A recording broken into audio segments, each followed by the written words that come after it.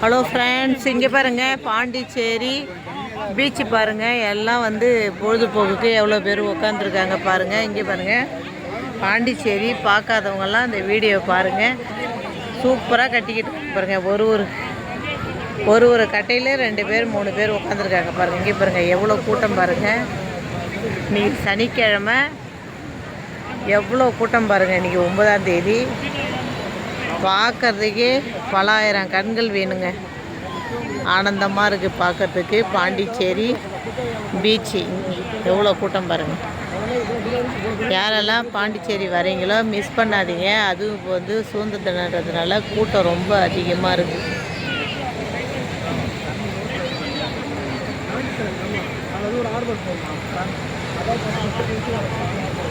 Beach பாருங்கள், அலை அடிக்குது. செம காற்றுங்க.